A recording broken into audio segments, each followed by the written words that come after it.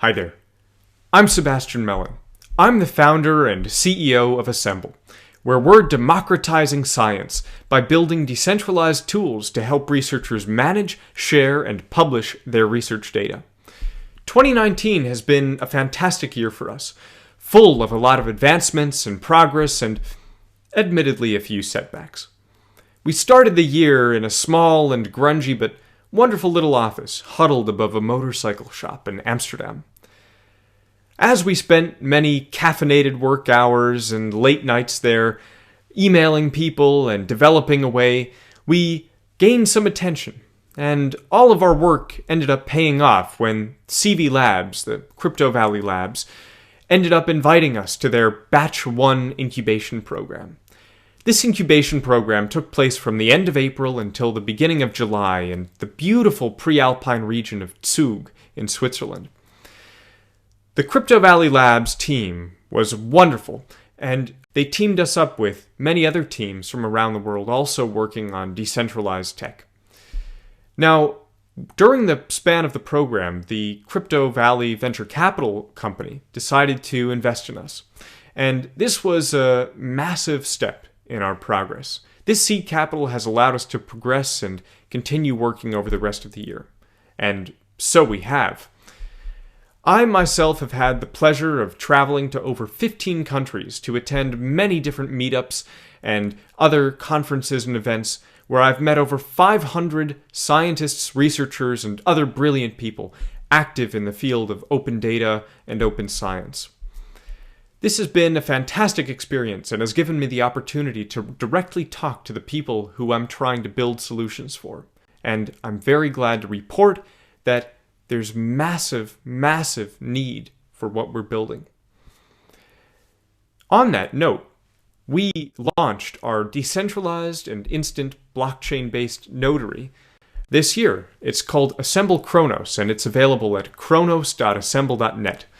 We also finished building out the MVP for our data transfer app, Assembl Triton, which allows researchers, scientists, and universities to transfer nearly unlimited amounts of data between one another in a secure and decentralized manner. This has all taken a lot of work and time, but it's been very much worth it, and I can't wait to see what the next year will look like after we've put this much work into this one. I'm sure that there are bright things on the horizon, and I can't wait for what's coming next. All this connecting and networking has made me immensely grateful for the people that we have working to solve the problems of tomorrow. Now, I know that it's easy to get caught up in the negative news cycle, and due to our inherent negativity bias, fascinating thing, by the way, it's easy to lose track of the good things that are happening. But I think if we take a little bit of time to reminisce and look back at the past decade, we'll find that a lot of really, really wonderful things still managed to happen. Now, reading from an article by Nicholas Kristof of the New York Times, the bad things that you fret about are true, but it's also true that since modern humans emerged about 200,000 years ago, 2019 was probably the year in which children were least likely to die, adults were least likely to be illiterate, and people were least likely to suffer excruciating and disfiguring diseases. Every single day in recent years, another 325,000 people got their first access to electricity. Every day, more than 200,000 got piped water for the first time. And some 650,000 went online for the first time every single day. In addition to the improvements in the ways that some people are living their lives, we've also had massive technological advancement in the past decade. We've seen the rise of AI, we've seen cloud go from something that no one really talked about to an all-dominant force, and we've seen everything to do with computing and technology get drastically cheaper, more accessible, and as I said earlier, more and more people are gaining access to the network of the internet, and more people are talking with one another and interconnecting through social media. And the past decade has really been tremendously forceful in its push towards whatever future we're going towards. Science has had a big role to play in these advancements and improvements in the state of the human condition. From the development of vaccines to the ability to provide clean drinking water, innovative scientists and technologists and other people have been fundamentally important in fighting the good fight. Of course, we still have big problems to tackle. Austerity and war and climate change all loom big on the horizon. And I think a lot of the answers also lie in science. It's clear, then, that science is tremendously important to the maintenance and proper functioning of a high society, one could say.